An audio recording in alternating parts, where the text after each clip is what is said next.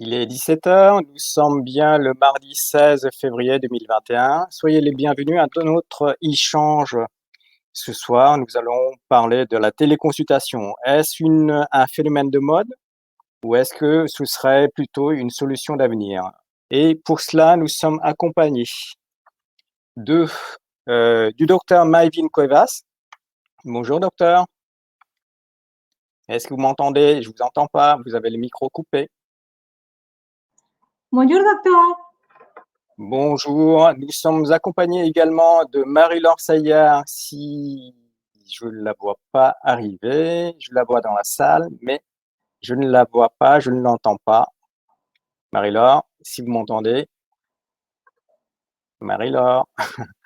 Et puis nous attendons aussi Monsieur Joseph Puzo, président directeur général d'Axon Cable, qui va nous parler justement de son expérimentation en téléconsultation pour ses salariés, avec nos collègues d'Amter, un service de santé au travail dans l'Aisne. Marie-Laure, il faudrait que vous essayiez de revenir, si quelqu'un peut l'aider, à revenir dans la salle pour être à mes côtés, sinon ça va être... Voilà, je vais vous inviter sur scène, on va y arriver. En tout cas, soyez les bienvenus. Nous allons pouvoir discuter, échanger. Vous connaissez maintenant l'esprit de l'échange SIANT. Nous, il ne s'agit pas de faire des formations ou des sensibilisations top-down. Il s'agit bien d'échanger sur un sujet thématique. Donc, bonjour Marie-Laure. Bonjour à tous. Bienvenue Marie-Laure. Merci. Vous êtes CEO de mesdocteurs.com. Absolument. Mais pas que, parce que vous êtes présidente aussi apparemment du monde de télémédecine en France. Oui, je suis vice-présidente de l'association Les Entreprises de Télémédecine qui fédère les 40 opérateurs, 40 entreprises qui interviennent dans la télémédecine en France. Parfait. On va démarrer tout de suite. En attendant que on va démarrer, comme ça fera venir monsieur Puzo. J'espère qu'il n'a pas oublié notre rendez-vous. Et comme tout président et directeur général, il est par monts et par vaux et il est très, très occupé. Marie-Laure, de mémoire, je crois que la Sécurité sociale a commencé à rembourser des actes de téléconsultation en 2018. En 2019, on a vu arriver de mémoire quelques 70, 80 000 téléconsultations remboursées. Et depuis, on a connu la pire des années avec la pandémie virale. Où est-ce qu'on en est avec tout ça? Alors effectivement, Vin, ce sont les bons éléments. Hein. La téléconsultation médicale préexistait à 2018 avec un financement par les assurances santé et les entreprises, mais la sécurité sociale est entrée dans le jeu à l'automne 2018 avec ce qu'on appelle l'avenant 6, qui, sous certaines conditions, permet la prise en charge par la sécurité sociale de la téléconsultation entre un médecin traitant et son patient. Ce cadre réglementaire qui est très étroit avait ouvert du coup dès 2019 le champ de la téléconsultation prise en charge par la sécurité sociale. Et comme vous le disiez très justement, Vin, à fin 2019, la sécurité sociale avait financé 75 000 téléconsultations dans ce cadre très étroit de l'avenant 6. Si on reprend ce même cadre étroit de l'avenant 6, 2020, en fait, je ne sais pas si vous vous souvenez, tous les soirs, le professeur Salomon nous disait utilisez la téléconsultation, évitez la contagiosité dans les cabinets libéraux. Et donc, un certain nombre de verrous de cet avenant 6 ont été ouverts, et notamment le fait de ne plus être obligatoirement vu par son médecin en présentiel avant de faire une téléconsultation. Et là, ça a été une explosion. En tout cas, c'est le terme que beaucoup de journalistes ou observateurs utilise, c'est qu'en 2020, du coup, on est passé de 75 000 téléconsultations à un an à 19 millions en 2020. À ce chiffre, donc clairement, enfin, il y a un rapport qui est énorme. Hein, on passe de quasiment rien à près de 20 millions de téléconsultations. À ce chiffre de téléconsultations pris en charge par la sécurité sociale, il faut ajouter 30% encore de volume de téléconsultations qui là sont financés soit par les entreprises, soit par les complémentaires santé. Une question, Marie-Laure. Est-ce que, bon, même si on savait que ça allait contribuer justement à l'arsenal, j'allais dire, pour combattre la circulation du virus, est-ce que vraiment ça a été efficace ou pas? Alors, oui, sur la gestion de la crise sanitaire en tant que telle, il y a quelques indicateurs qui démontrent que la téléconsultation a eu un usage pendant un usage de crise sanitaire. Clairement, on a partagé avec la DGOS et les opérateurs de télémédecine, on a évité 20% de passages aux urgences pendant le premier confinement, grâce à cette téléconsultation en accès facilité. Donc ça, c'est un des premiers chiffres. Un deuxième chiffre, par exemple, donc ça a évité du coup tout l'engorgement des urgences et des SAMU de manière très importante. Un deuxième chiffre qui est intéressant à montrer, c'est que 25% des Français, du coup, pour éviter cette contagiosité, pour éviter de se déplacer, on fait l'usage de la téléconsultation dans les 10 derniers mois de l'année 2020. 25% des Français et 75% des médecins. Donc, ça prouve bien qu'il y a eu un vrai usage lié à la crise sanitaire. Ce qu'on peut voir également, c'est que dans ces usages de crise sanitaire, finalement, l'usage principal, c'est l'usage entre un médecin généraliste et un patient, puisque sur ces presque 20 millions de téléconsultations, on a plus de 80% de consultations qui ont été réalisées entre un médecin généraliste et un patient. Donc vraiment pour traiter ces symptômes et ce diagnostic lié à la maladie Covid-19. Et on a bien vu d'autres utilisations parce que on a, avec nos équipes, on a participé bon an, mal an à la plateforme Covidom. Covidom, c'est quoi? C'est une plateforme qui a été mise en place, détournée d'ailleurs par les professeurs Patrick Jourdain, avec qui on a eu un webinaire échange il n'y a pas très longtemps. Et il a eu la bonne idée de détourner cet outil de télésurveillance pour les malades de cancer. Et ils ont réussi à intégrer la télésurveillance à domicile des patients atteints de Covid. Et de mémoire, je crois qu'on a dépassé le 1 million de suivis. Donc, vous voyez bien que ça a permis de ne pas engorger et submerger aussi nos collègues hospitaliers. Absolument. Et ce qu'on a pu mettre en place aussi avec l'assouplissement de ce cadre réglementaire lié à la crise sanitaire, c'est le télésuivi par des infirmiers aussi, qui a été ouvert dès les premiers jours de mars et qu'on a mis en place. Donc voilà, qui a permis aussi de soulager aussi bien les médecins que les patients qui pouvaient du coup être suivis à distance par un infirmier. À côté de cela, qu'est-ce qu'on a fait en santé au travail, Dr Maïvine Kovas? On ne vous entend pas, vous avez le micro coupé. Ok, merci, bonjour à tous. Donc, à l'époque de la crise sanitaire, moi, j'ai travaillé dans le centre de la France, j'ai travaillé à la PST 18 et nous, on était équipés d'un logiciel que vous peut-être connaissez, qui s'appelait Padoa. Donc, on était prêts pour faire face à la pandémie, justement, parce que ce logiciel intégrait déjà la téléconsultation. Donc, on était dans les premiers services de santé en France à avoir été équipés d'un logiciel qui intégrait la téléconsultation et nous avons pu faire, à partir du premier confinement, la téléconsultation. Nous avons pu avoir en continuité de nos services à tous nos adhérents et à travers ce logiciel aussi, nous avons pu faire le repérage des personnes vulnérables, justement face à la pandémie, pour pouvoir les accompagner et pouvoir décider si la personne pouvait ou pas retourner au travail lors de période de confinement. Alors, vous dites que vous avez été le premier service, d'accord, mais je pense que vous n'avez pas été les seuls parce que Marie-Laure peut en témoigner. Je crois que grâce justement à l'équipe de mesdocteurs.com, le CIEMT aussi a mis en place une solution de téléconsultation. D'accord.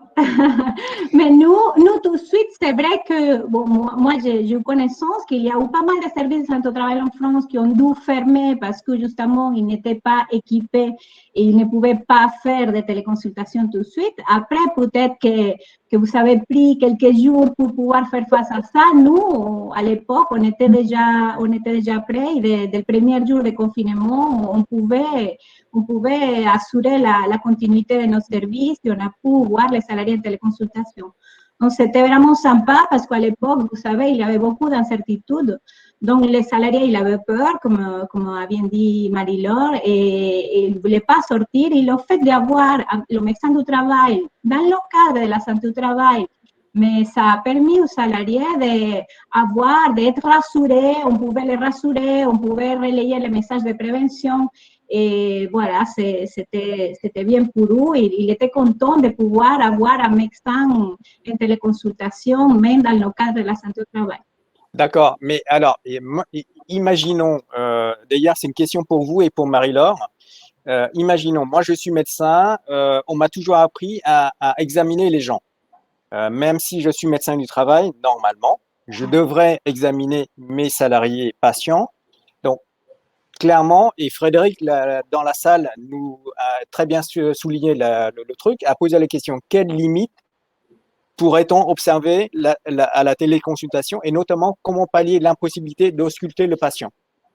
Oui, bon, vous savez, en santé au travail, effectivement, on doit examiner les salariés, mais pour moi, la première partie, la partie interrogatoire, anamnèse, c'est la partie plus importante. Donc, on peut développer la téléconsultation. On n'a pas forcément besoin à chaque fois d'examiner les salariés. Ça dépend aussi des types de visites, ça dépend de la maladie, de la pathologie, mais on n'est pas obligé à examiner systématiquement à chaque fois les salariés. Dans le cadre des visites d'information et prévention, c'est des visites qui sont faites aujourd'hui par les infirmières, il n'y a pas d'examen physique. Donc, ça, c'est des visites que nous, on peut, de mon point de vue, bien faire en téléconsultation sans forcément besoin d'examiner le salarié. Marie-Laure, qu'est-ce qu'on peut dire, qu'est-ce qu'on peut compléter? Alors, juste un petit complément, je partage complètement ce qui vient d'être dit. Hein. Les sociétés savantes internationales disent bien que l'anamnèse bien menée, effectivement, permet de répondre à 80% des cas des situations. Donc, déjà 80%, c'est déjà pas mal.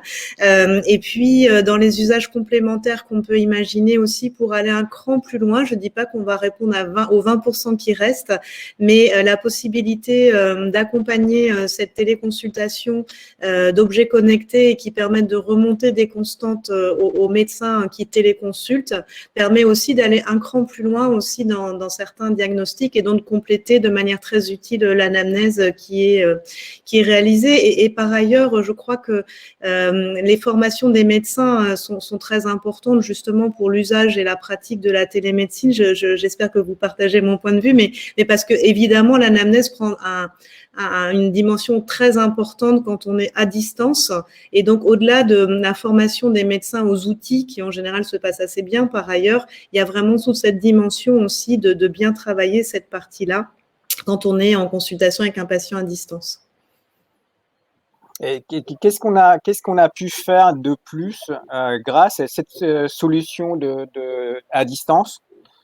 En plus de la téléconsultation pour les populations vulnérables, les personnes qui ont un besoin urgent de contacter un professionnel de santé, au-delà de l'aspect crise, qu'est-ce qu'on pourrait inscrire dans le paysage de façon pérenne?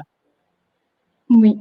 Bon, actuellement, Ousien, moi, voilà, je ne suis plus à la PST, maintenant je suis Ousien.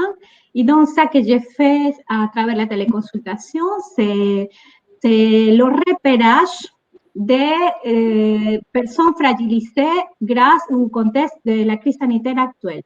Donc, ça, c'est quelque chose qu'on fait parce qu'il y a une grande partie de la population qui est en télétravail. Donc, ces personnes, ils ne souhaitent pas se déplacer ou ils ne peuvent pas se déplacer. Et nous, on continue à faire le suivi médical, la veille sanitaire de santé, que c'est une de nos missions principales, en téléconsultation.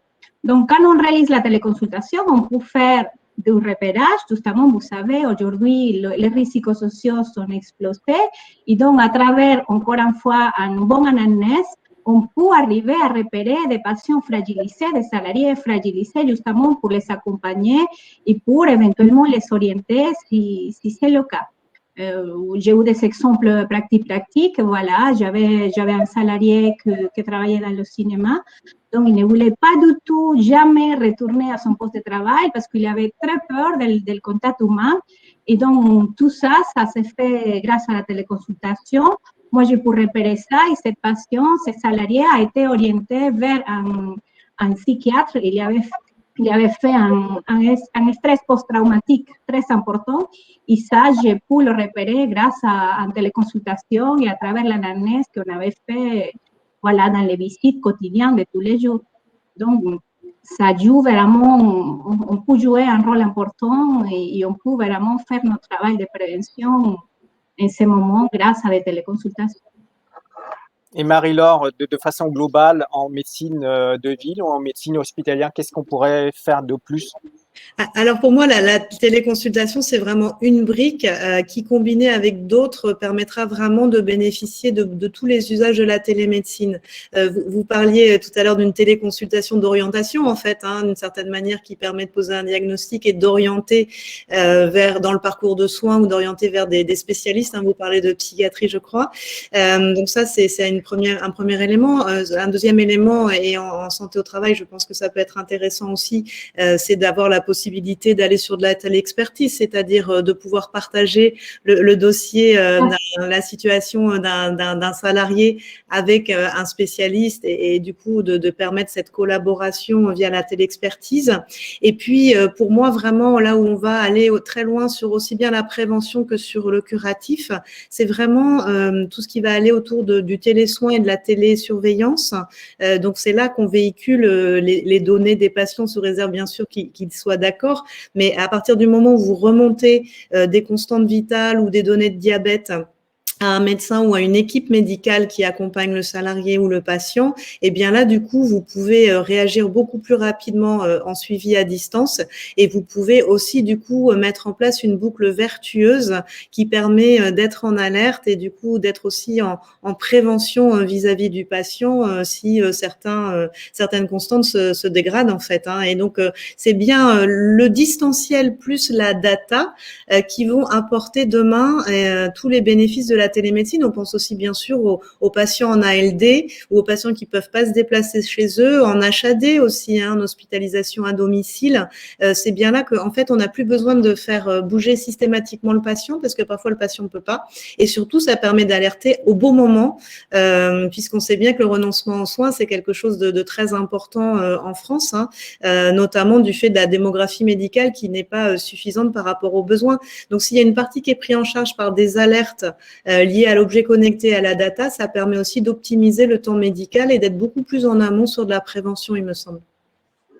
Oui, et cette télésurveillance que vous parlez, ce n'est pas uniquement dans le milieu des soins, en santé au travail aussi. Nous, on pourrait imaginer faire des télésurveillances. Par exemple, si on fait des aménagements de postes de travail, on pourrait plutôt que convoquer les salariés en présentiel, faire une téléconsultation, y compris avec les infirmières de santé au travail, pour voir, voilà, un mois après, comment ça se passe cet aménagement, si ça convient ou pas aux salariés, s'il y a besoin de réajuster. Donc, on pourrait imaginer aussi faire de la télédermatologie, par exemple. Nous, en santé au travail, on pourrait repérer justement comme personne contact choc initial des pathologies, je parle des névus non mélanocytiques qu'on pourrait orienter vers un dermatologue, qu'on pourrait concerter avec les services de santé au travail, voyez, pour les salariés exposés ou qui travaillent au soleil, exposés au soleil. Donc, on pourrait imaginer plein des applications pour la télésurveillance et la téléconsultation. Autrement dit, si je vous entends bien, si je vous écoute bien toutes les deux, on est capable aussi d'assurer une télésurveillance pour les sujets porteurs de maladies chroniques.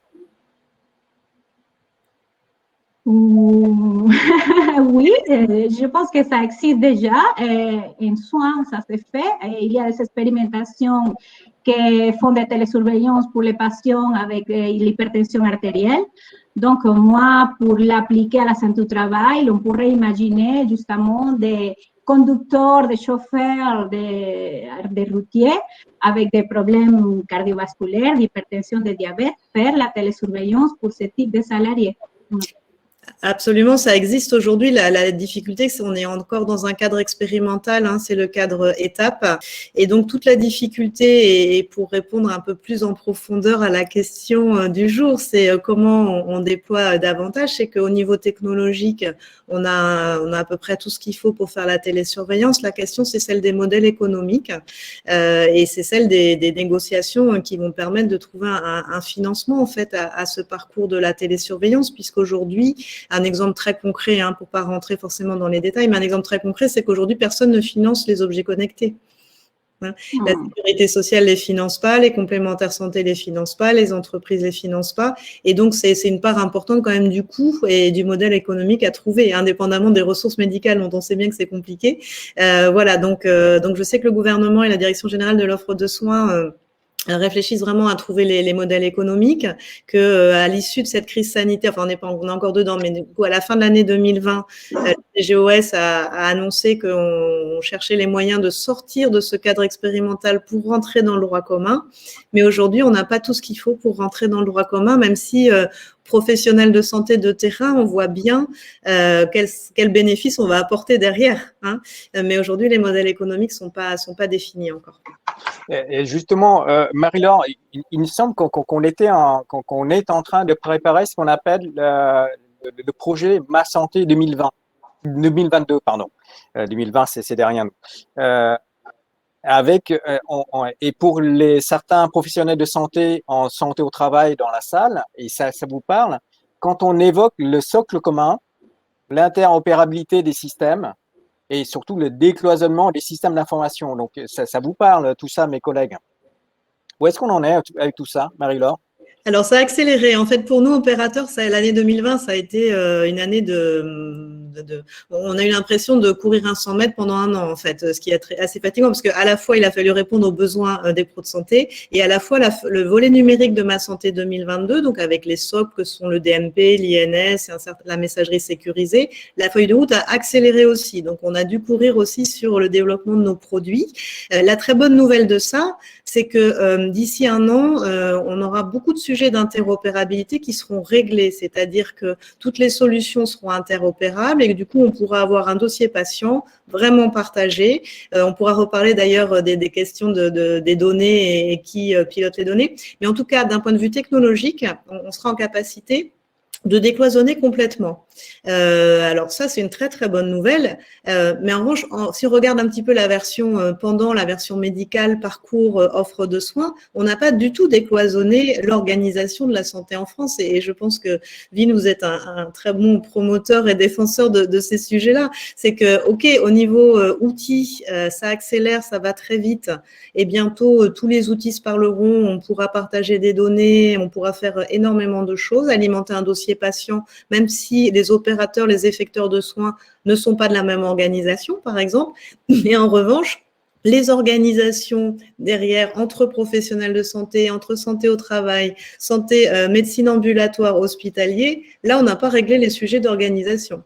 Mais Marie-Laure, une objection d'un médecin du travail que je suis, et il y en a beaucoup dans la salle, mais en fait, nous, on a besoin de défendre, défendre effectivement, de protéger les données médicales de nos salariés. Donc, comment on pourrait imaginer qu'on va partager cela avec les médecins des villes, nos collègues ou les médecins hospitaliers? C'est pas possible. Alors, c'est une question qui est une question centrale. Si on prend un petit peu la doctrine de la santé en numérique, hein, la doctrine du gouvernement, l'idée quand même, le point d'appui, c'est quand même de dire qu'un patient doit être maître de la décision de partager ou pas ses données et avec des professionnels de santé qu'il désigne. Hein. Donc, ça répond pas à toutes les questions, mais moi, j'aime bien cette posture-là, que ce soit le patient qui soit au centre. Ça correspond aussi à l'autonomisation du patient dans la prise en charge de sa santé.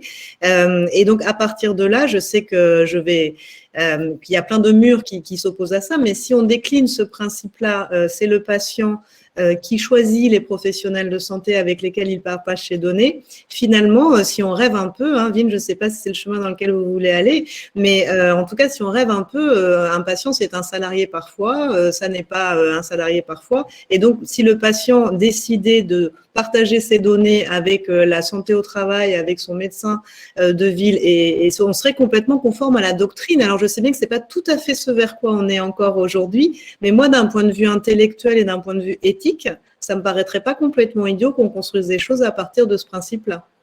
Ah bah ça tombe très bien. On accueille Joseph Puzot, président directeur général d'Action Câble.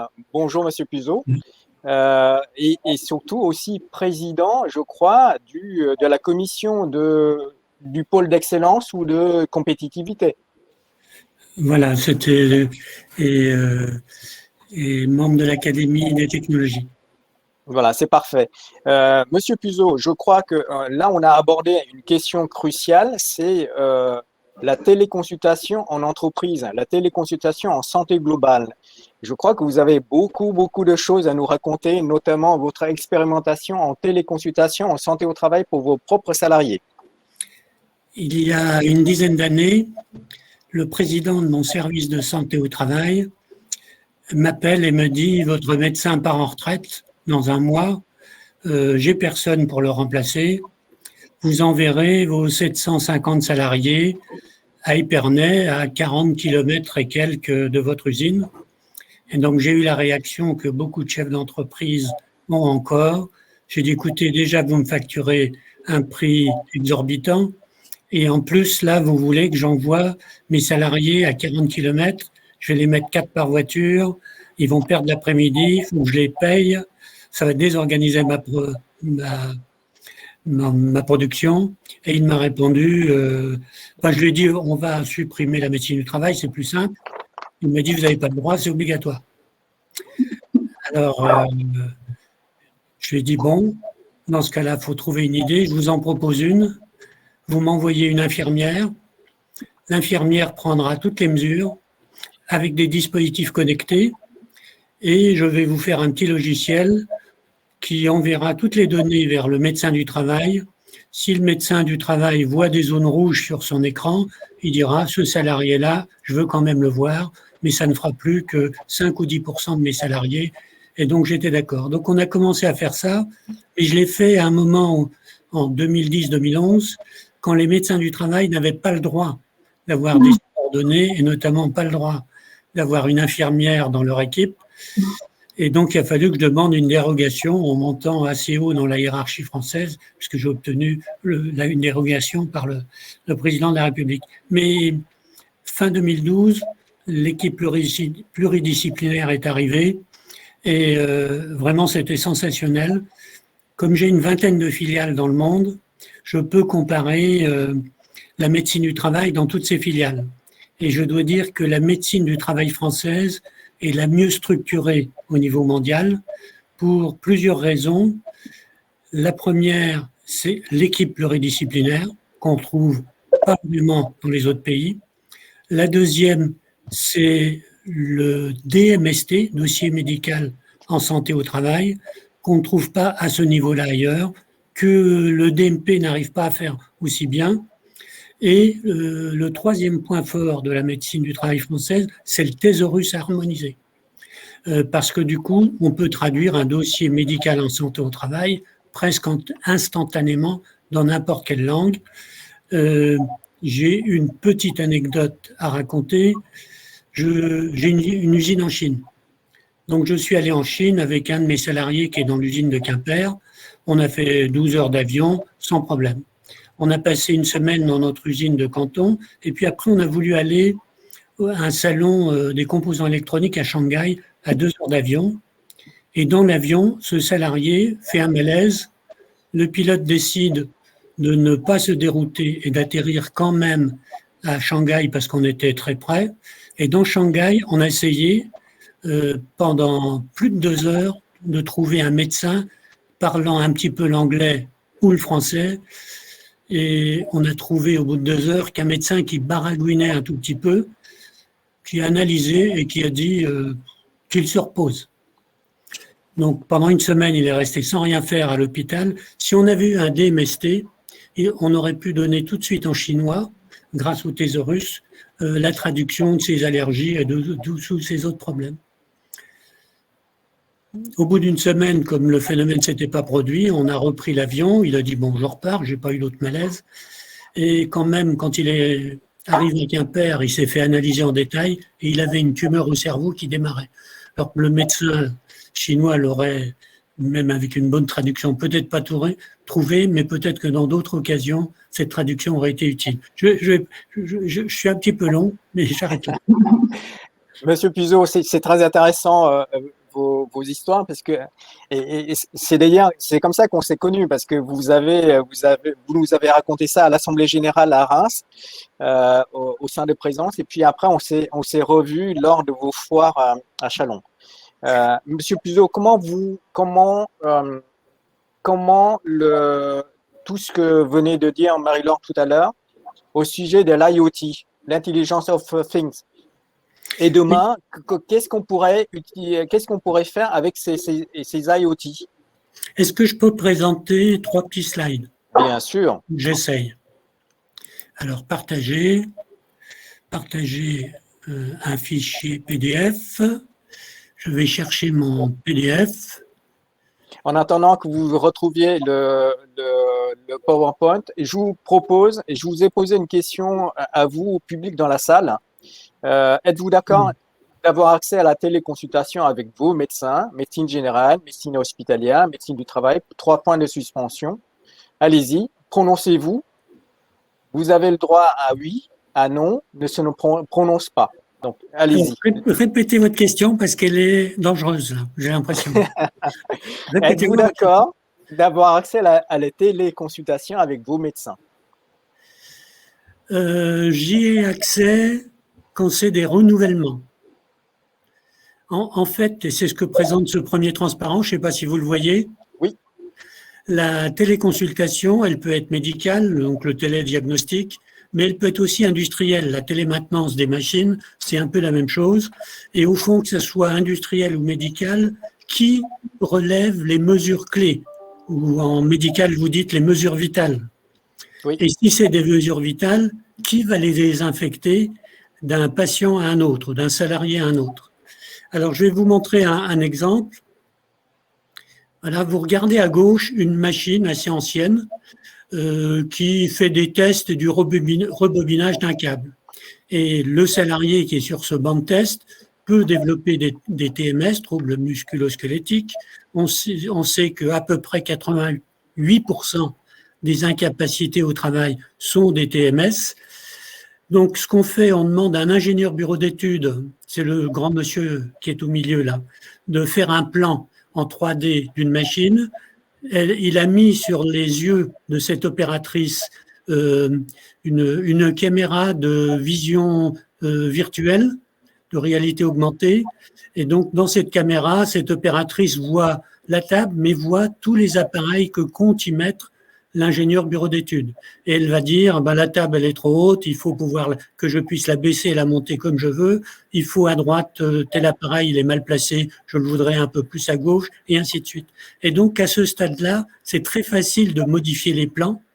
Et quand l'opératrice, en regardant dans sa caméra virtuelle, dit, cette fois, ça me semble bon, on arrive au schéma de droite, c'est le plan définitif fait par l'ingénieur bureau d'études, et donc ça sera un banc de test 4.0 sans TMS. Voilà, donc ça, je pense que c'est un peu l'avenir des postes de travail. Quand on conçoit les machines, c'est facile de la concevoir sans TMS. Quand on veut modifier une machine existante, c'est beaucoup plus dur. Donc c'est au niveau de la conception qu'il faut agir, et on peut facilement gagner 5 à 10% de productivité avec une machine qui n'a pas de TMS. Autrement dit, il faudrait que l'on mette tout dans la prévention primaire. Il faut, effectivement, c'est très important dans la prévention primaire. Si je raconte une petite histoire aussi là, je suis allé au Japon visiter des entreprises en 88-89. C'était il y a longtemps. Et j'y allais en même temps pour visiter un salon d'exposition de machines à Tokyo. les machines que j'ai vues à Tokyo pour l'industrie du câble étaient les mêmes que celles que j'avais vues l'année d'avant à Düsseldorf. Par contre, quand je visitais les entreprises, je voyais des machines qui n'étaient pas en vente. Et même des entreprises de 200, 300 salariés concevaient eux-mêmes leurs machines pour faire des produits spéciaux. Et ça, c'est une clé forte de compétitivité, concevoir des machines adaptées à des produits haut de gamme. Et ça permet aussi de localiser la production en France, même si les salaires sont plus chers qu'en Chine ou ailleurs. Je passe au slide suivant. Vous avez tous vu à la télé, au moins une fois, une mort subite. Là, j'en cite un, Miklos Ferrer. Mais j'avais un ami qui était président de l'université de Reims-Champagne-Ardenne, docteur de pharmacie. En 2012, un dimanche, il a fait un malaise. Il est allé dans une clinique où il sentait plus rien. On l'a renvoyé tout de suite chez lui. Il refait un deuxième malaise. Il est mort. Comme la clinique n'avait pas respecté la procédure qui est de garder les patients, je crois que c'est 1 heure en observation ou 2 heures en observation en cas de malaise cardiaque et que ça n'avait pas été fait, autopsie, et l'autopsie a révélé qu'il avait un QT long. Le QT long, c'est 2 points sur l'électrocardiogramme. S'ils sont un peu éloignés, on a un QT long, donc on a un cœur qui bat lentement, donc on est doué en sport, mais un jour, le pointé arrive un peu tard, le cœur se bloque et on meurt en moins de 4 minutes. Et détecter le QT long, c'est vraiment très facile à faire. Il suffit de demander à l'infirmière de faire un électrocardiogramme avec un électrocardiogramme connecté. L'électrocardiogramme va, c'est la partie 2 dans le DMST. Là, on met un petit logiciel d'analyse dite par intelligence artificielle, la même qu'on utilise pour évaluer la qualité de nos produits. Et le médecin du travail reçoit sur son ordinateur ou sur une feuille en disant ce salarié a une forte probabilité d'avoir un QT long. Maintenant, à vous de prendre la décision de ce que vous voulez faire, examen complémentaire ou autre. Et ce dépistage du QT long en télémédecine du travail est impossible à faire à un coût aussi bas par la médecine générale, la médecine publique. Le coût le plus bas, c'est par la médecine du travail. Et si vous avez lu les informations, vous avez vu que c'est la partie gauche de l'écran, que Google vient d'acheter au mois de janvier Fitbit, qui est un fabricant de montres connectées, un peu comme les Apple. Je ne sais pas si vous voyez ma montre, j'en ai une. Voilà. Et non seulement ça sert de podomètre, mais ça vous donne votre température, un ECG simplifié, votre taux d'oxygène, éventuellement votre stress, etc. Et la NASA a choisi d'équiper 1000 de ses salariés, dont tous ces astronomes en formation, les 150 astronomes, d'un Fitbit de type Charge 4. Je vous ai mis la photo sur le poignet, ça ne vaut que 125 €. Et ce Fitbit, tous les matins, finalement, sert à savoir si la personne peut aller travailler ou pas. Et notamment, elle sait jusqu'à 7 jours d'avance que la personne a des symptômes à un début de Covid, alors qu'elle ne ressent pas encore les symptômes. Et le dépistage se fait par la fréquence cardiaque que donne la montre, la variabilité de la fréquence cardiaque, toujours indiquée par la montre, et la fréquence respiratoire qu'on trouve aussi sur la montre. Et donc ça me semble... Alors, quand on a une montre comme ça, il n'y a pas de problème de désinfection. C'est au fond le salarié lui-même qui transmet à son médecin du travail sur le DMST les informations nécessaires. Voilà, j'ai fini ma présentation générale, donc je peux déconnecter ma présentation si j'arrive. Voilà, on est revenu. Juste pour les profanes qui sont dans la salle, le syndrome de QT long, c'est une anomalie génétique acquise par mutation à la naissance. Donc, ça concerne à peu près une naissance sur 2500, 5000 à peu près dans le monde. Et cela a pour particularité d'entraîner des syncopes qui pourraient aller jusqu'à la mort. Et donc, c'est vrai que cela entraîne un cœur lent. Et donc, on se dit qu'on a un cœur sportif. Donc, quand on pousse, et c'est pour ça que ça arrive le plus souvent ces dernières années, c'est les sportifs de haut niveau qui, malheureusement, au cours d'un effort constant, régulier et très, très, très important, eh bien, malheureusement, ils tombent dans la fréquence cardiaque qui est la plus mortelle et comme ça, ils décèdent sur le terrain. J'ai une ou deux petites histoires à raconter là-dessus. À Reims, qui est dans mon département, il y a le CREPS, formation des sportifs de haut niveau qui se préparent aux Jeux Olympiques.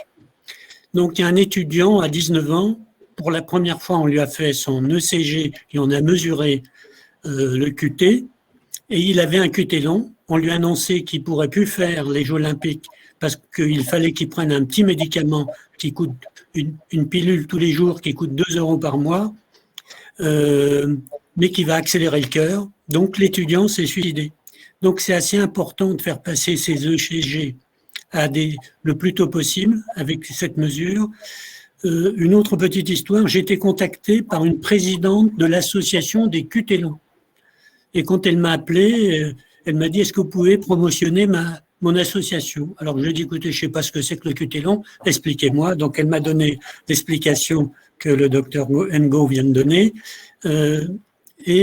Les professeurs de cardiologie avec qui elle m'a mis en contact ont dit ce serait bien de le faire dès l'âge de 12 ans, parce qu'à partir de l'âge de 12 ans, l'électrocardiogramme ressemble à celui d'un adulte et détecter le QT long est déjà possible à 12 ans. Et donc, la rectrice d'académie a été d'accord pour qu'on fasse passer un dépistage à tous les élèves de 6e de la Marne, donc 3000 élèves, 40 collèges, en utilisant les infirmières scolaires et le petit logiciel connecté. Et on a trouvé un nombre extrêmement élevé, puisqu'on en a trouvé 5 sur 3000 élèves qui avaient un QT long. Et quand on en trouve un dans une famille, on a forcément 4 ou 5 autres, les frères, les sœurs, les cousins. Le fameux professeur de pharmacie qui est décédé, quand il est décédé, la famille s'est brusquement souvenue qu'il y avait un oncle, un cousin qui était brusquement mort de problèmes cardiaques. Donc le potentiel de la médecine du travail, pour moi, est très élevé. Autant je faisais partie de 85% des chefs d'entreprise qui disent que c'est trop cher et que ça ne sert à rien. Et je suis un converti, un peu comme sur le chemin de Damas, là. Maintenant, je pense que c'est vraiment important et l'entreprise peut rendre service à ses salariés non seulement en préservant leur santé, mais en améliorant leur santé, comme le fait de bouger sur le poste de travail, d'avoir un bureau qui se lève, qui baisse, etc. Merci, Monsieur Puzzo. Alors, j'ai une question pour Marie-Laure et pour Maëvine. Vous avez entendu toutes ces histoires de Monsieur Puzzo, qui est un chef d'entreprise de grande envergure internationale, mais qui a réussi quand même à faire développer quelque chose qui pourrait servir à la masse demain. Où est-ce qu'on en est maintenant actuellement avec toutes ces avancées en téléconsultation, en télémédecine, téléexpertise, Marie-Laure? C'est très amusant et merci de partager voilà vos retours très concrets, parce que ça correspond complètement à ce que je disais tout à l'heure, c'est-à-dire que les objets connectés, ils existent, la capacité à faire une consultation à distance, ça existe, et Monsieur Pujol, qu'est-ce qu'il a fait? Il a financé lui-même, en fait, ou la NASA, elle a financé elle-même. En fait, c'est bien la problématique des modèles économiques, en fait, derrière, et là vous avez eu l'audace d'aller chercher un agrément, une autorisation de faire comme ça, très très haut placé. Vous avez eu cette audace et cette vision et cette force de caractère.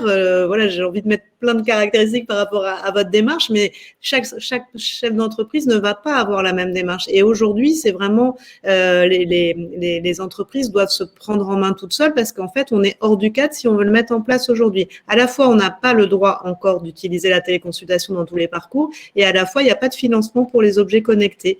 Donc pour étendre, on peut faire que des chefs d'entreprise audacieux, mais aussi on pourrait peut-être faire évoluer un petit peu le cadre réglementaire.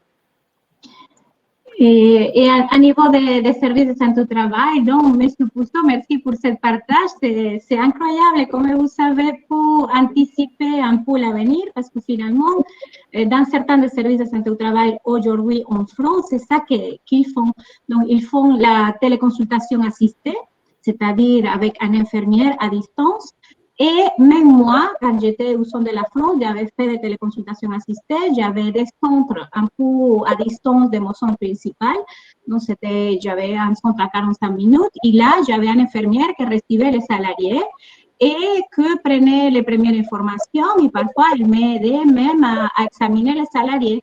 Donc voilà, je me souviens avoir eu des salariés en visite de reprise qu'on a pu faire une téléconsultation assistée, ça s'appelle comme ça, et l'infirmière a joué effectivement un rôle très important. Et on a pu faire les visites à distance sans besoin de se déplacer à ces centres qui étaient à 45 minutes de distance. Quels seraient les avantages, quels seraient les freins pour qu'on puisse aller encore plus loin dans la santé au travail et surtout aller vers ce qu'on appelle la santé globale, puisque à vous écouter tous les quatre, et ça me conforte dans mon projet, c'est aussi de pouvoir dire à un moment donné, il faut qu'on arrête de cloisonner l'être humain en morceaux, en organes, et comment on pourrait amener tout ce monde vers la santé globale. Marilla. C'est un peu la question à 100 balles, pardon, Vin, mais c'est vraiment pas simple. Donc, merci de me poser la question en premier. Quelle serait la valeur ajoutée de la téléconsultation, de la télémédecine, en fait? Alors, la téléconsultation, la télémédecine, ce que ça permet, ça permet vraiment les collaborations. Et tout à l'heure, M. Puzzo parlait des équipes pluridisciplinaires. Moi, je pense que c'est un des axes, en fait. Et on voit bien avec les services de santé au travail qui sont un peu plus dans l'innovation que d'autres, c'est aussi parce qu'il y a aussi toute cette dynamique d'équipes pluridisciplinaires qui est là. Jamais un outil va imposer la collaboration. Je crois qu'il faut prendre les choses dans l'autre sens, même si ça peut aider un peu les outils, mais pour que l'outil soit pas perçu comme une contrainte, mais bien comme quelque chose qui facilite le bénéfice de la collaboration dans cette équipe pluridisciplinaire. Ça, pour moi, c'est vraiment une conviction très forte. Donc, c'est par là que je pense qu'il faut démarrer. Et ensuite, c'est accepter aussi qu'on fait pas tout seul dans son coin. Et donc, c'est la collaboration aussi un peu plus large, aussi bien du point de vue de la médecine de ville que de la santé au travail. C'est aussi, et ça, il faut pousser les portes réglementaires. Par ailleurs, on n'est pas que dans de la conduite du changement. C'est aussi de dire, voilà, sur les services de santé au travail, on va pas se doter de toutes les expertises possibles parce que ça n'a pas de sens, parce que parfois, ça va concerner 0,5% de nos besoins, mais du coup, de faire des partenariats avec d'autres offreurs de soins, et c'est comme ça aussi qu'on va tisser des liens. Moi, ça fait partie des deux axes que j'irai travailler. Monsieur Puzzo, comment on pourrait utiliser vos expérimentations, vos recherches, parce que vous êtes beaucoup ancré dans le domaine de l'intelligence artificielle, et on l'a bien vu avec votre projet de syndrome QT long et l'électrocardiogramme, afin d'avoir un dépistage le plus global, le plus en amont possible. Comment on pourrait utiliser cela et surtout incrémenter dans l'esprit de la politique publique de santé? Alors, comme je suis un chef d'entreprise, je m'intéresse au marketing. Et je pense que les médecins du travail ne travaillent pas assez leur image. Au fond, quand on regarde ce qu'on peut lire dans la presse, il y a la séparation entre médecine publique et médecine du travail. Alors que la médecine la plus rentable, c'est la médecine de prévention. Et tout le monde pense aux soins et pas à la prévention, y compris moi-même, il y a une vingtaine d'années, j'étais de cet avis-là, j'ai changé d'avis. Il faudrait que les médecins du travail vantent et communiquent sur leur succès. Il faut publier dans les journaux, raconter. Si vous dépistez, je sais pas, un cancer que personne n'a vu. J'ai eu un cancer que la médecine du travail aurait pu me trouver, et il a été trouvé, aurait pu me trouver. Si j'avais été salarié de ma filiale Letton, le médecin du travail aurait trouvé mon cancer, un lymphome des cellules du manteau assez rare, qui a un taux de mortalité, et surtout à l'époque, très élevé. Et il y a un certain nombre de pathologies comme ça que la médecine peut trouver très précocement et que la médecine générale ne peut pas trouver. On ne va pas chez le médecin si on se sent bien. Quand j'avais mon lymphome, je faisais de la course à pied, j'avais pas perdu un gramme, j'avais juste un petit bouton au cou, je pensais que c'était une piqûre d'insecte, juste pour dire. Mais si on m'avait pris une prise de sang, on aurait tout de suite vu que mes globules blancs étaient plus ce qu'il fallait, etc. Avec quelques gouttes. Quelqu'un qui a un prédiabète, il sent rien, il court, il n'a pas pris de poids ou pas encore. Alors que s'il a un prédiabète et qu'on lui dit vous devriez marcher un peu plus et faire attention à ce que vous mangez. On lui permet peut-être de reculer l'âge où il aura son diabète de type 2 et peut-être qu'il n'en aura jamais parce qu'il aura fait attention. Et ça, il n'y a que la médecine du travail qui peut le faire. Donc je pense que le potentiel est énorme et la médecine du travail ne se vante pas assez de ses succès. Il faudrait, je ne sais pas, avec les autres services de santé au travail, trouver les bonnes histoires à raconter, communiquer dans la presse, de regarder ce qu'on a trouvé, enfin, des choses comme ça. Et on ne le fait pas forcément dans la presse, je suis désolée, je ne peux pas vous laisser dire ça. Effectivement, il y aura des médecins du travail qui ne le font pas, mais il y a de plus en plus de médecins du travail qu'on ne publie pas dans la presse, mais on publie dans les revues scientifiques. Et voilà, si on regarde un peu la littérature, effectivement, il y a de plus en plus de publications en médecine du travail. On essaye de publier dans les revues scientifiques. Après, forcément, voilà, on ne se fait pas publicité à niveau des journaux, mais on publie à niveau des revues et des magasins scientifiques. Ça se fait. Je suis tout à fait d'accord avec ça que vous avez dit. Moi, j'ai pu diagnostiquer un neurosyphilis tertiaire en un salarié en santé au travail. C'était une visite à la demande de l'employeur parce que le salarié avait un peu parti dans tous les sens. Et quand j'ai reçu le salarié, j'ai commencé à discuter avec lui et tout ça. Il y avait des symptômes importants à niveau neurologique. Donc, moi, j'ai orienté ce salarié vers un neurologue et on a pu diagnostiquer un neurosyphilis depuis peut-être 30 ans de la prime infection et c'était grâce à la visite de santé au travail. Donc, ça, je suis en train d'écrire ça. Effectivement, vous ne le verrez pas dans les journaux, mais ça peut se publier dans les revues scientifiques. Donc on retient l'histoire et maintenant effectivement dès qu'on sent quelqu'un, qu'on trouve quelqu'un qui a un trouble de comportement, il faudra absolument lui faire une sérologie de syphilis absolument. D'accord, je retiens cela. Peut-être pas, mais bon, en tout cas, l'important c'est qu'on peut repérer des situations et surtout, voilà, on peut orienter et en revenant dans la téléconsultation, on peut faire des téléexpertises quand on a des doutes de diagnostic avec les collègues spécialistes. Alors, et demain, qu'est-ce qu'on peut faire ensemble, Monsieur Puzzo, Marie-Laure et Docteur Cuevas? Qu'est-ce qu'on peut faire ensemble pour qu'on puisse faire profiter justement de notre connaissance, de nos connaissances respectives, et surtout comment amener vers une médecine d'avenir et surtout une santé globale? Je vais parler finances, parce que tout à l'heure, vous aviez dit qui finance. Il y a eu un prix Nobel d'économie par une franco-canadienne ou franco-américaine qui dit que quel que soit le niveau de développement du pays, c'est de développer la prévention qui améliore le PIB et beaucoup moins d'améliorer les soins. C'est la prévention qui améliore à coup sûr le PIB. Ensuite, il y a une étude de l'ISA, Institut Sécurité Sociale, Association internationale de sécurité sociale, qui est plus ou moins dans la mouvance de l'OMC, et qui dit qu'1 euro investi en prévention en rapporte 2,2. Mais quand on regarde leur courbe de Gauss, 2,2 c'est la moyenne, mais il y a quelque chose qui rapporte plus de 7. Le return on prevention est supérieur à 7, c'est le bilan de santé de prévention. Et le bilan de santé de prévention, un rapport de 7, j'aimerais bien dans mes projets industriels avoir un retour sur investissement supérieur à 7, c'est le bilan de santé de prévention. Donc l'argent investi pour faire des bilans de santé de prévention est facilement amortissable. Si en plus c'est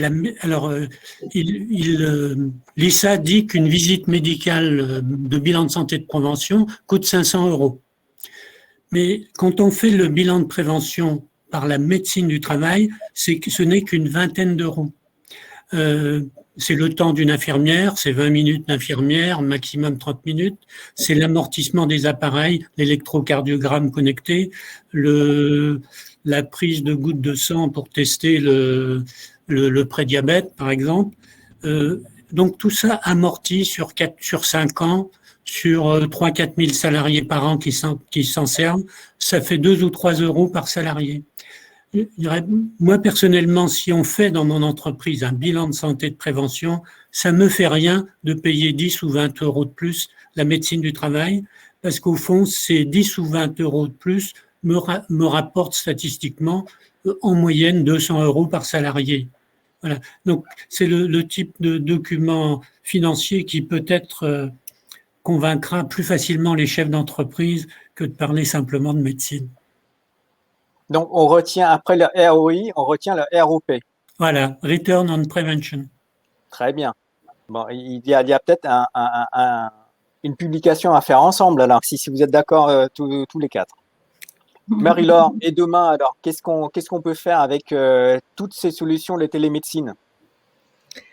Le et demain, il passe forcément par la data. Hein, on en parle beaucoup là. Hein, enfin, ça permet de, indépendamment des usages dont on a parlé en tout début, ça permet aussi de réduire les coûts. Et c'est ce que vous disiez très justement, Monsieur Puzos, c'est qu'à partir du moment où on a de la data et qu'on sait l'analyser, ça permet de mobiliser le temps médical uniquement là où il y a vraiment besoin.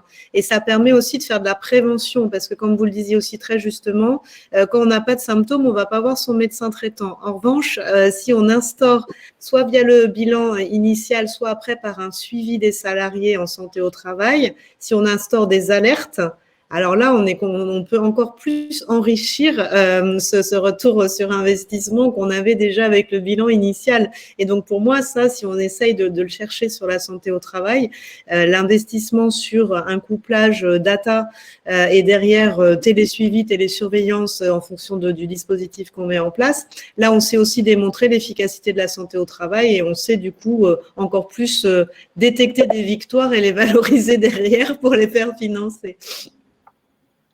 Docteur Cuevas, quel avenir justement pour la santé au travail? Parce qu'on est en train de discuter à l'Assemblée nationale de notre avenir. Qu'est-ce qu'on fait alors? Pour moi, l'avenir est déjà ici. Hein. On vient de dire tous les possibles usages de la téléconsultation qu'on pourrait faire. Après, il faut commencer, il faut qu'on se mette d'accord et qu'on commence vraiment à utiliser la téléconsultation pour avoir des résultats pratiques et tout de suite. Donc, qu'est-ce qu'on peut faire? On peut faire, je vous dis, la télésurveillance, la télédermatologie, on peut faire des consultations de pathologie professionnelle en téléconsultation, on peut faire téléconsultation pour la dictologie aussi. Voilà, c'est des choses qu'il faut s'organiser, il faut commencer tout de suite. Mais on va rester purement médico-médical ou il y a d'autres applications qu'on pourrait, sur lesquelles on pourrait déployer cet outil, cette méthodologie, Monsieur Puzos? Je pensais à la télémaintenance, par exemple, parce qu'on a abordé les technologies informatiques sont vraiment très, très voisines. On parle de reconnaissance du visage. On utilise des logiciels inspirés de la reconnaissance du visage pour vérifier si nos câbles sont bons. Il faut à toute allure, quand le câble est en train d'être produit, par exemple des câbles plats, quand il est produit, on a des caméras qui filment et qui décident ce câble est bon ou il n'est pas bon. Et donc il faut des vitesses de calcul derrière assez importantes. Donc au fond, les technologies nécessaires à la téléconsultation ou à la télémédecine, au niveau informatique, sont les mêmes qu'en industriel. Donc ça se renforce les uns les autres. Marie-Laure, avec les IoT, imaginons, on tombe sur des chefs d'entreprise comme Monsieur Puzos qui acceptent de financer d'un seul coup comme ça et qui arrive à faire passer en plus un texte de loi au niveau de l'Assemblée nationale. Je suis pas arrivé pour le texte de loi. J'avais proposé un crédit d'impôt prévention. Ah, c'est intéressant. Construit sur le même modèle que le crédit d'impôt recherche. Donc 30% d'abattement pour toutes les dépenses de prévention, en montrant que l'entreprise récupère largement les 70% en économies diverses, l'absentéisme, etc. Et l'État récupère largement ces fameux 30% qui sont déduits des impôts parce qu'il y a moins de soins, etc. à faire. Eh bien, c'est passé il y a 2-3 jours. L'amendement présenté par un député a bien été présenté. mais il n'a pas été soutenu. Donc, il est tombé à l'eau et il y a en ce moment 250 amendements qui sont proposés sur la proposition de loi. Mais on a l'impression, surtout, on est en train de rediscuter pour ramener la santé au travail vers la médecine du travail de 1946. Donc, c'est bien, c'est vraiment extraordinaire. On va continuer à monter à la charge. On ira voir le prochain président de la République en disant que... Alors, après, nous, docteur Vin, on doit faire aussi, en ce moment, c'est important déjà, à 4 mois, 6 mois de faire des téléconsultations dans les services de travail. On doit absolument envisager faire des enquêtes de satisfaction aussi, parce que c'est à travers ça qu'on va pouvoir savoir effectivement l'acceptation de cette innovation, de ce type de visite médicale, et en analysant les résultats de ces enquêtes, on pourra éventuellement s'améliorer si on arrive à repérer des insatisfactions pour la part des salariés et des employeurs aussi. Donc, aujourd'hui, bon, ici, ça fait pas trop longtemps qu'on fait la téléconsultation, mais dans les services de santé au travail où ça se fait depuis plus d'un an, on commence vraiment à voir à voir et analyser ces résultats justement pour faire des propositions d'amélioration. Une question et une remarque. Une remarque, ma première remarque, c'est, encore une fois, on tourne autour du médico-médical. Mais en fait, dans nos missions de santé au travail, on a aussi toute la partie, et d'ailleurs, c'est le fil rouge, ça devient une obligation nationale pour le maintien en emploi, pour la prévention des insertions professionnelles. Donc, comment on pourrait utiliser justement ce super outil, ce fameux outil, afin de pouvoir remettre quelque chose au sein de la cité, de la présence aussi bien de médecins, d'infirmiers, mais aussi d'autres conseillers qui pourraient conseiller justement les salariés en déperdition, en difficulté pour cela. Pour la prévention de la désinsertion professionnelle, moi, je vois c'est plutôt la visite de pré-reprise. Il faut incentiver la visite de pré-reprise, justement, pour pouvoir voir qu'est-ce qu'on doit faire avec les salariés en risque de désinsertion et pouvoir connecter avec les partenaires de santé, pas uniquement de santé au travail, sinon aussi avec les médecins traitants, avec les assistants sociaux de la sécurité sociale, pouvoir commencer à faire des essais encadrés, mais tout ça, on pourrait justement se servir des outils numériques pour pouvoir faire ça sans besoin de faire forcément déplacer les salariés sur place. C'est vrai que les outils digitaux permettent un suivi à distance, qu'il soit en mode push ou qu'il soit en mode volontaire, c'est-à-dire que, encore une fois, le numérique permet la collaboration. Et donc, dans certains process, alors nous, on a travaillé un tout petit peu très modestement, hein. Moi, je suis pas une spécialiste de la santé au travail, mais sur le retour à l'emploi des femmes après un cancer.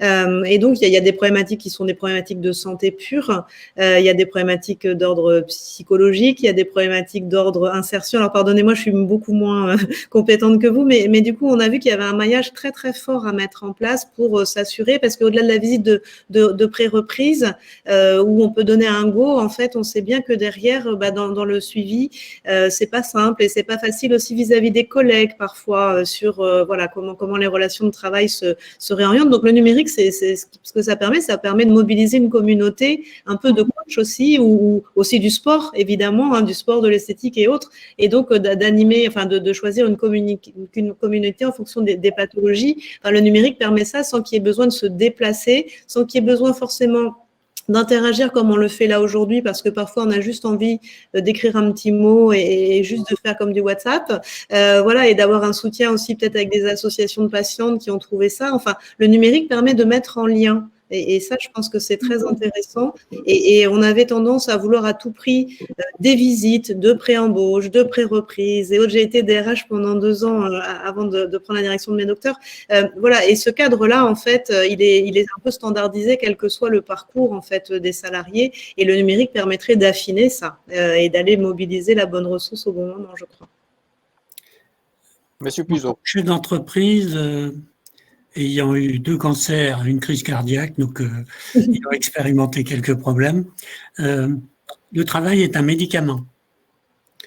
J'ai eu une salariée qui avait une sclérose en plaques, elle avait envie de continuer à travailler. Donc l'IPRP, dans l'équipe pluridisciplinaire, a conçu pour elle un poste adapté. Et donc on a fait la dépense correspondante. Un autre exemple, j'ai les femmes qui ont des cancers du sein, dont une autre qui a un cancer qui dure depuis pas mal de temps. Donc, elle revient quelques heures par semaine.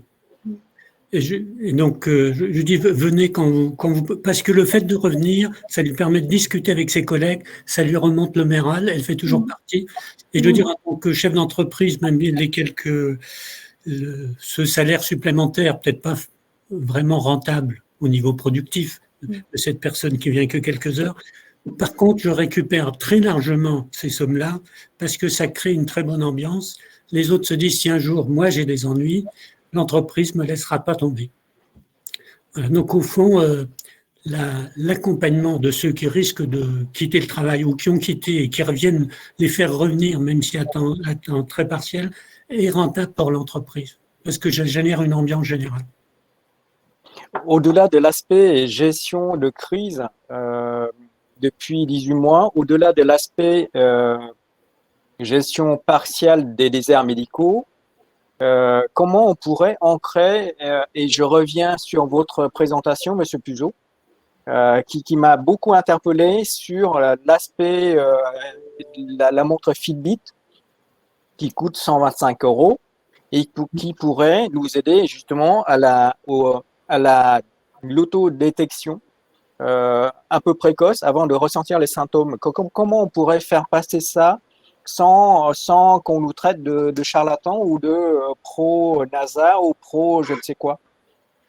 Je pense qu'il faut contacter le CNES en France, le Centre national d'études spatiales, leur demander un point de rencontre avec la NASA et puis demander qu'ils nous donnent leur logiciel gratuitement qui servent à faire le dépistage.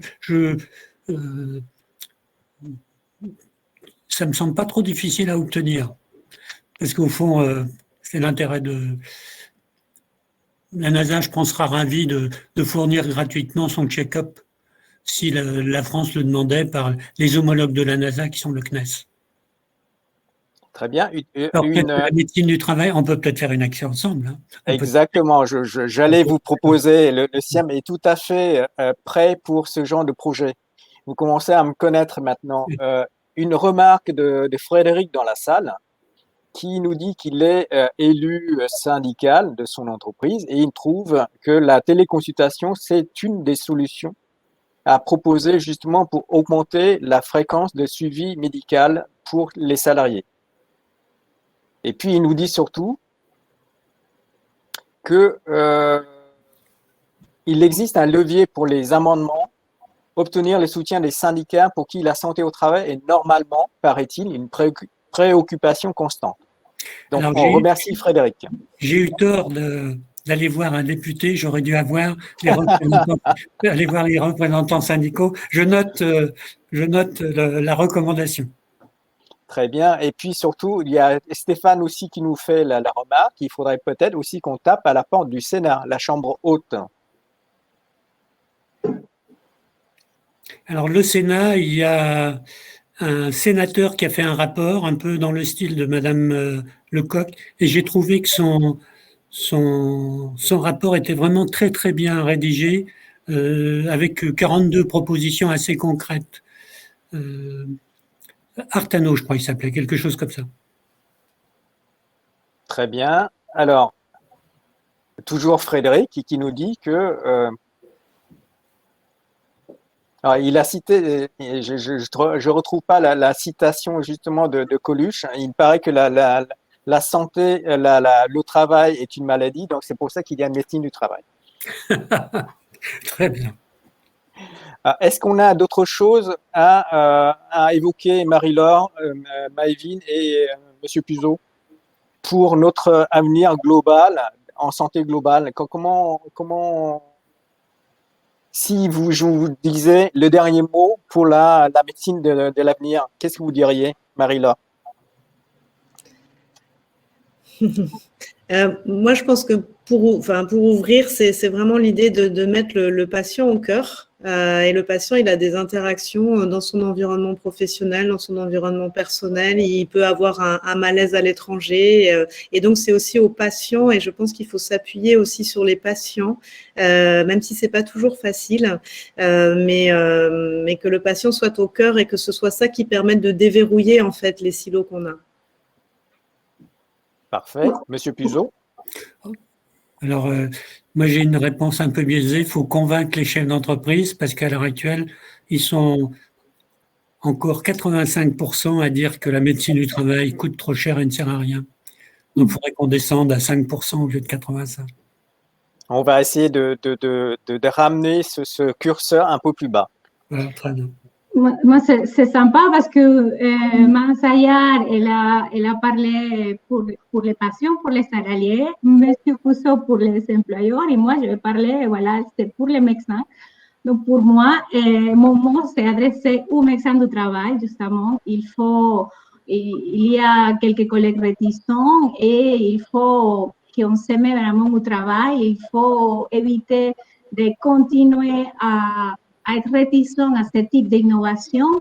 Aujourd'hui, c'est quelque chose qu'on ne peut pas échapper. L'innovation technologique est à l'ordre du jour. Et donc, on doit se mettre au travail. On doit dire, voilà, comment on va faire pour intégrer ce type de outils numériques et ce type de téléconsultation pour le jour à jour, pour le quotidien, pour travailler dans notre projet de santé au travail, pas uniquement pendant la crise sanitaire, sinon aussi pour l'avenir. Et donc, voilà, mon mot, c'est surtout pour mes collègues, que je sais qu'il y a pas mal de réticents pour faire ce type de pratiques, mais il faut qu'on se mette plutôt qu'être réticent, il faut vraiment aller. Donc, il faut dépoussiérer nos pensées et surtout nos méthodes de travail. Très bien. J'ai besoin de vous trois pour répondre à quelques questions. Jamal nous pose la question, est-ce qu'on peut faire une étude de poste avec une caméra connectée portée par le salarié? Non, oui, du point de vue ça se fait déjà. Ça se fait déjà. Il y a une petite start-up qui le fait et on l'avait exposé. C'est une start-up qui est à Quimper et on l'avait exposé à la foire de Châlons il y a 2 ans. Donc, on met des capteurs un peu à 3-4 endroits sur le corps pour voir toutes les articulations. Donc, le produit existe. Il suffit de l'utiliser. Il suffit de l'utiliser. Pour faire une étude de poste, on peut louer son logiciel et ses capteurs. Pendant 3-4 jours, il vend une prestation. Alors, je ne sais plus combien c'est, mais c'est moins de 1 000 €, je pense. Très bien. Anna nous pose la question, est-ce qu'on doit avoir absolument une cabine pour pratiquer la téléconsultation? Ou est-ce qu'on doit se déplacer dans chaque centre où l'on dispose d'une cabine pour cela? Marie-Laure. Alors, il y a plusieurs modèles. En service de santé au travail, en général, on part sur un modèle de téléconsultation assistée d'une infirmière. Je crois que c'est ce que vous avez le plus utilisé. Donc là, en fait, il faut juste un espace de confidentialité. On n'a pas du tout besoin d'une cabine. Il y a aussi un accès. Moi, j'ai 25 millions de Français qui accèdent à mes services de téléconsultation de chez eux, de leur smartphone ou autre. Et donc là, en toute mobilité. Et donc, on est sur de la téléconsultation sans assistance par un pro de santé. On n'a absolument pas besoin de cabine. Et ce qu'on fait en pharmacie, en EHPAD, au chevet des résidents, à domicile, on n'a bien sûr pas besoin de cabine. C'est même un peu lourd à transporter quand on est en mobilité. En revanche, il faut bien garantir qu'il y a confidentialité de l'échange si on est dans un lieu public. Voilà. Oui, et aussi, on n'a pas uniquement la téléconsultation assistée, on a aussi la téléconsultation indirecte à travers notre logiciel Padua, dont le salarié il reçoit un lien qu'il doit authentifier et après on se connecte en direct et on fait la téléconsultation en direct sans besoin de télécabine. Et quelque chose d'important aussi, c'est grâce à cet outil connecté, on peut faire aussi ce qu'on appelle la prévisite connectée, dont le salarié il reçoit un lien et il doit remplir un questionnaire de santé très complet justement que le médecin il peut recevoir en temps réel avant de voir le salarié. Donc, c'est un outil qui permet vraiment cibler les problèmes de santé parce qu'on va voir tout le questionnaire que le salarié a rempli au préalable et en fonction de ces réponses, on peut orienter la téléconsultation et on peut faire une consultation très ciblée. Donc, ça s'appelle la prévisite connectée, ça se fait à la maison ou au travail où le salarié est, ça se fait avant la téléconsultation et non, on n'a pas besoin de cabinet pour le faire. Moi, je vois une question dans la salle pour moi. Il y a quelqu'un qui me demande si s'il y a un centre avec des médecins dédiés pour l'analyse des résultats ou bien vous sous-traitez l'analyse des données avec une société extérieure. Non, justement, on ne sous-traite pas. C'est le médecin du travail qui, à travers cette visite préconnectée, va lire le questionnaire de santé et après, il va faire le point directement avec le salarié. Donc, on ne passe pas pour un centre extérieur, on le fait en direct. Et voilà, on peut discuter justement en fonction des réponses des salariés, on discute ce questionnaire, on va évoquer les problèmes de santé. C'est quelque chose qui c'est très bien parce que ce questionnaire nous donne même des alertes. On peut voir dans le logiciel en rouge, en orange et en vert en fonction de la réponse. Et donc, là, on oriente cette visite en fonction de ces codes couleurs, justement, et ça permet d'évoquer les problèmes et faire un entretien très ciblé avec les salariés. Donc,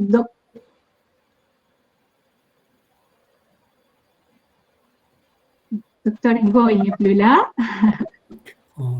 Est-ce qu'il y a des autres questions dans la salle qu'on peut répondre? Ouais, non, je ne pense pas. C'est ça qu'on vient de répondre.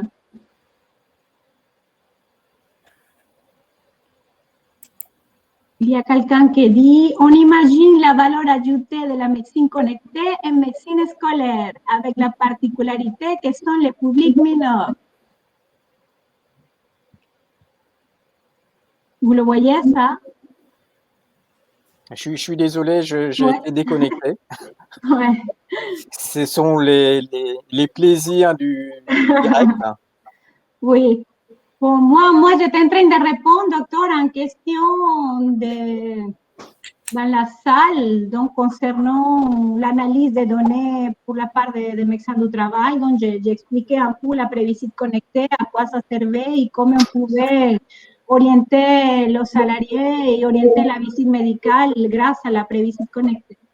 Bah, pour compléter, Dr Cuevas, sur l'outil Padoa dont on s'est équipé depuis quelques mois, on a pu, grâce à l'équipe de Marie-Laure, dès les premières semaines de mars 2020, on a réussi à utiliser leurs outils pour la téléconsultation en santé au travail pendant le premier confinement. Et puis par la suite, on a basculé au 1er décembre 2020 sur un nouvel outil de système d'information global qui s'appelle Padoa. C'est une start-up qui a développé 4 modules pour interfacer le regard de 4 personnes, le chef d'entreprise, le salarié de l'entreprise, le médecin ou les professionnels de santé de notre service santé au travail, et puis le regard des experts techniques de nos équipes. Donc ça a permis, grâce à une mini-intelligence artificielle, d'avoir un plan de prévention derrière pour pouvoir mener à bien nos missions et puis surtout permettre à l'entreprise d'avoir une vraie stratégie de prévention primaire, secondaire et tertiaire. Voilà. Et on dispose d'un module qu'on appelle questionnaire de prévisite. Et c'est grâce à ce questionnaire de prévisite, il y a un certain nombre de questions qui sont posées de façon systématique, automatisée, à l'ensemble des salariés qui passent leur visite, que ce soit en visite périodique, visite d'embauche ou visite de reprise, afin de pouvoir ne pas être sous le biais cognitif d'une seule personne, d'un seul professionnel de santé. Et cela nous permettrait, on s'est donné le mot avec l'ensemble des services utilisateurs de Padoa pour le prochain congrès de santé au travail en 2022, parce que ça a été reporté, on va pouvoir établir un baromètre de l'état de santé des salariés en France. Ce serait la première fois depuis 75 ans, depuis la sortie de l'après et Deuxième Guerre mondiale, on pourrait faire de la santé publique en santé au travail. Donc, on en serait très fiers de pouvoir aussi vous associer, Marie-Laure et M. Puzzo, à nos travaux afin de pouvoir encore plus expliciter le côté santé globale et prévention des salariés et des patients. Avec grand plaisir. Et je crois, M. Puzzo, vous m'avez convaincu, il faudrait absolument que maintenant que j'ai reçu ma deuxième dose de Pfizer BioNTech, donc dans 15 jours, j'aurai les anticorps nécessaires et je reprendrai ma valise pour aller vous rencontrer afin de pouvoir voir ce qu'on pourrait faire ensemble avec votre intelligence artificielle pour l'électrocardiogramme et puis d'autres projets qu'on pourrait développer. Et nous avons à Montmirail un médicament à tout faire, qui est le champagne. Ah bah, c'est parfait, c'est parfait. Je crois que ce sera le mot de la fin. Un grand merci à vous trois, un grand merci à vous, public dans la salle. Et on vous dit à très très vite pour d'autres sujets, pour d'autres échanges et surtout pour d'autres aventures. Je vous souhaite une très bonne soirée, un grand merci et à très vite. Bonne soirée, au revoir. Bonsoir à tous.